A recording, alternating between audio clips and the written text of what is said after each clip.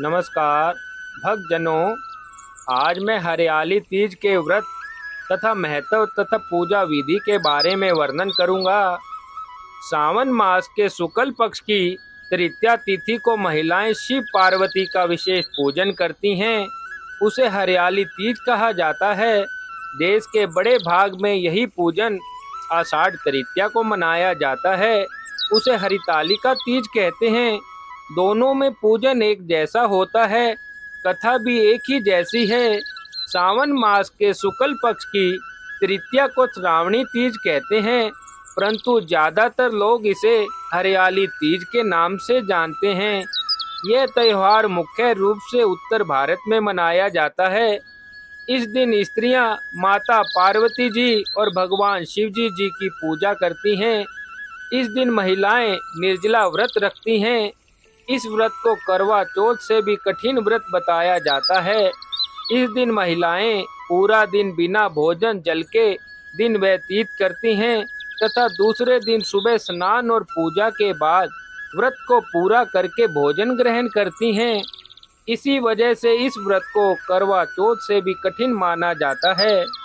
हरियाली तीज को श्रावणी तीज भी कहा जाता है। इस दिन सुहागिन महिलाएं पति की दीर्घ आयु के लिए व्रत करती हैं और भगवान शंकर व माता पार्वती जी की पूजा करती हैं।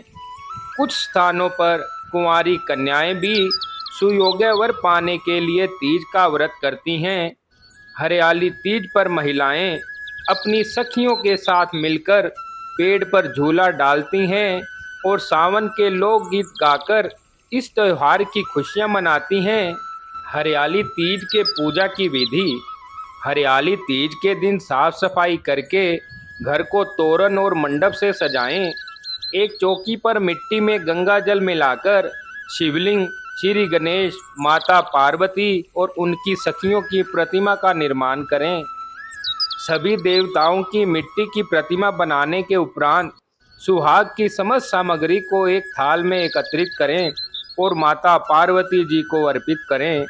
माँ पार्वती के बाद भगवान शंकर को वस्त्र अर्पण करें। इस प्रकार देवताओं का ध्यान करते हुए पूजन करें। अंत में हरियाली तीज की कथा सुननी या पढ़नी चाहिए।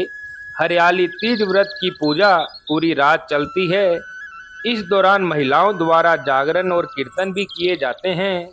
हरियाली तीज को भगवान शिव और माता पार्वती के पुनर्मिलन का प्रतीक माना गया है।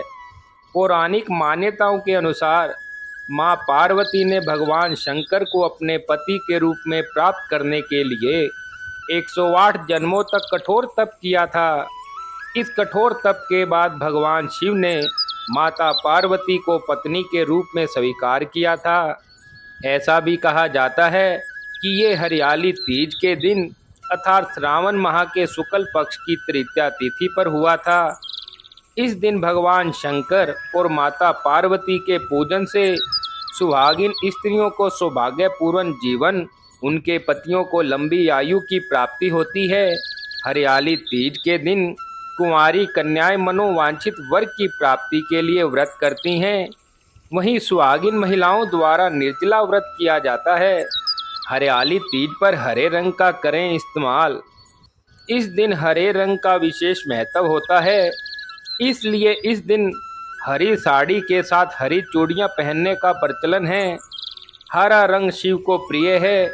इससे सौभाग्य का प्रतीक माना जाता है। इससे परिवार में खुशहाली आती है। हरियाली तीज का व्रत करने से महिलाओं को अखंड सौभाग्य की प्राप्ति होती है। इस पर्व को नाग पंचमी से 2 तिथि पूर्व मनाया जाता है। हरियाली तीज के दिन महिलाएं व्रत रखती हैं और माता पार्वती के साथ गणेश जी और भगवान शिव की पूजा करती हैं। हरियाली तीज की परंपरा। हरियाली तीज के अवसर पर महिलाओं को ससुराल से मायके बुलाया जाता है। हरियाली तीज से एक दिन पहले सिंजारा मनाने की परंपरा है। इस दिन ससुराल पक्ष से नवविवाहित स्त्रियों को वस्त्र, आभूषण, श्रृंगार का सामान, मेहंदी और मिठाइयाँ आदि भेजी जाती हैं। इस तीज के अवसर पर मेहंदी लगाना अत्यधिक शुभ माना जाता है। महिलाएं और युवतियां अपने हाथों पर मेहंदी लगाती हैं। साथ ही हरियाली तीज पर पैरों में आलता भी लगाया जाता है। यह सुहागिन महिलाओं की सुहाग की निशानी मानी गई है। इस दिन महिलाओं को मायके से आने वाले वस्त्र ही धारण करने चाहिए। साथ ही मायके से आई हुई श्रृंगार की वस्तुओं का प्रयोग करना चाहिए। हरियाली तीज के दिन सुहागिन स्त्रियां अपनी सास के पैर छूकर उन्हें सुहागी देती हैं।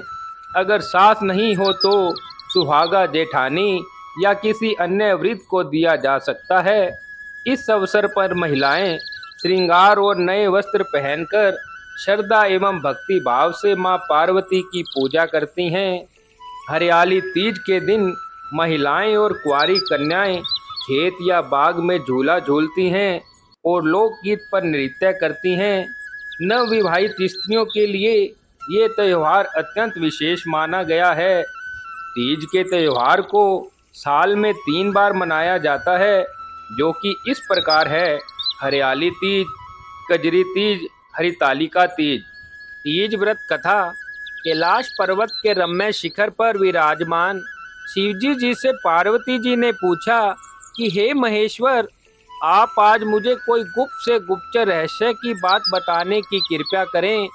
वह ऐसी बात हो जो सभी धर्मों का सार, अल्प परिश्रम से ही करने योग्य तथा अत्यंत फलदायिनी कथा का जिसमें समावेश हो। यदि आप मुझ पर प्रसन्न हो तो उसे बताने की कृपा करें।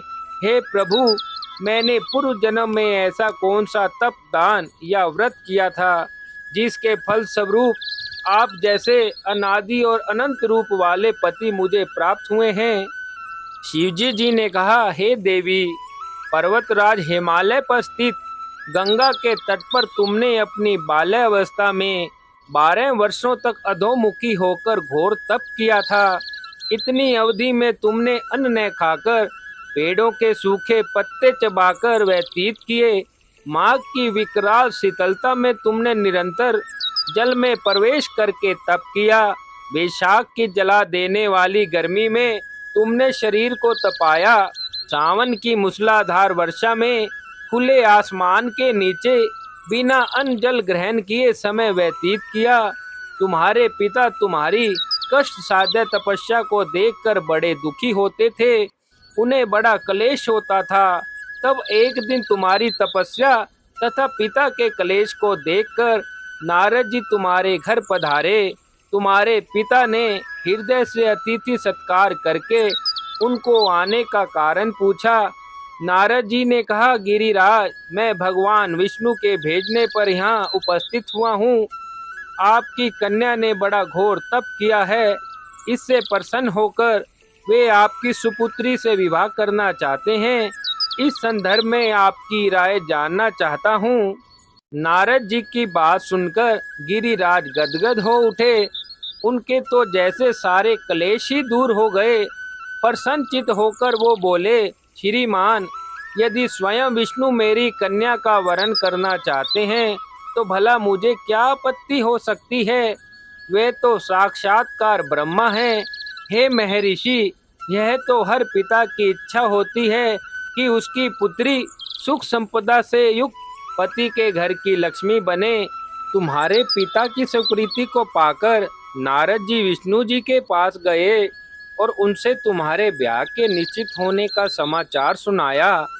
मगर इस विवाह संबंध की बात जब तुम्हारे कान में पड़ी तो तुम्हारे दुख का ठिकाना न रहा। तुम्हारी एक सखी ने तुम्हारी इस मानसिक दशा को समझ लिया। उसने तुमसे उस विक्षिप्तता का कारण जानना चाहा। तब तुमने बताया, मैंने सच्चे हृदय से भगवान शिव शंकर का वरण किया है, किंतु मेरे पिता ने मेरा विवाह विष्णु जी से निश्चित कर दिया। मैं विचित्र धर्म संकट में हूँ, तो क्या करूँ।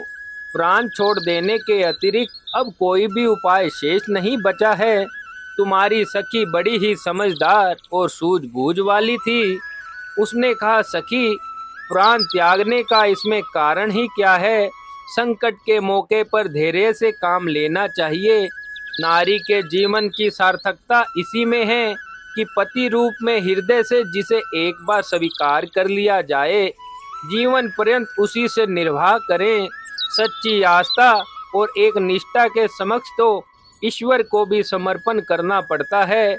मैं तुम्हें घनघोर जंगल में ले चलती हूँ, जो साधन स्थली भी हो, और जहाँ तुम्हारे पिता तुम्हें खोज भी न पाए, वहाँ तुम साधना में लीन हो जाना।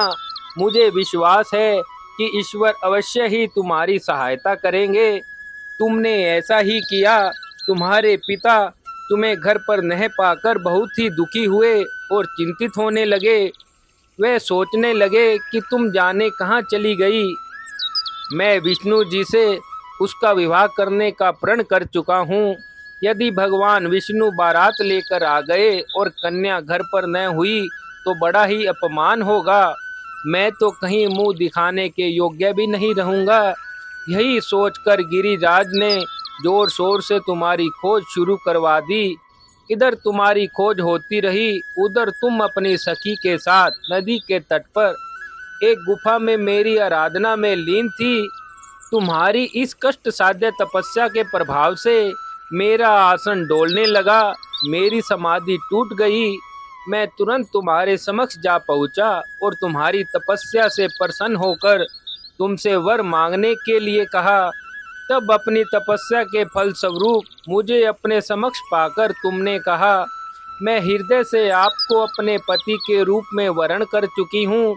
यदि आप सचमुच मेरी तपस्या से प्रसन्न होकर यहाँ पधारे हैं तो मुझे अपनी अर्धांगिनी के रूप में स्वीकार कर लीजिए। तब मैं तथास्तु कहकर कैलाश पर्वत पर लौट आया। प्रातः होते ही तुमने पूजा की समस्त सामग्री को नदी में प्रवाहित करके अपनी सहेली सहित व्रत का पारण किया। उसी समय अपने मित्र बंधु व दरबारियों सहित गिरिराज तुम्हें खोजते खोजते वहां आ पहुँचे। तुम्हारी इस कष्ट साध्य तपस्या का कारण तथा उद्देश्य पूछा। उस समय तुम्हारी दशा को देखकर गिरिराज अत्यंत दुखी हुए और पीड़ा के कारण उनकी आंखों में आंसू उमड़ आए थे। तुमने उनके आंसू पहुँचते हुए विनम्र स्वर में कहा, पिताजी, मैंने अपने जीवन का अधिकांश समय कठोर तपस्या में बिताया है। तपस्या का उद्देश्य केवल यही था कि मैं महादेव को पति के रूप में पाना चाहती थी। आज मैं अपनी तपस्या की कसौटी पर खरी उतर चुकी हूँ। आप क्योंकि विष्णु जी से मेरा विवाह करने का निर्णय ले चुके थे, इसलिए मैं अपने आराध्य की खोज में घर छोड़कर चली आई।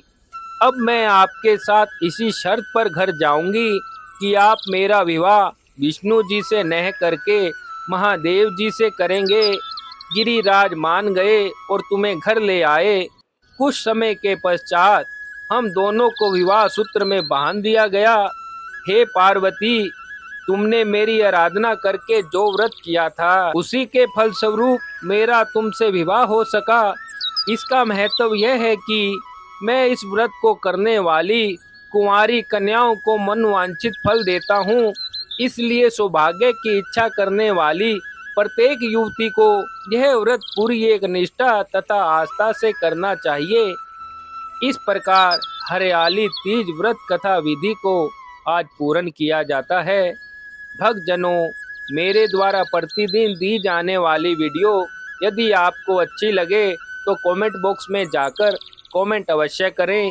चैनल को लाइक व सब्सक्राइब करें, ज़्यादा से ज़्यादा शेयर करें। धन्यवाद।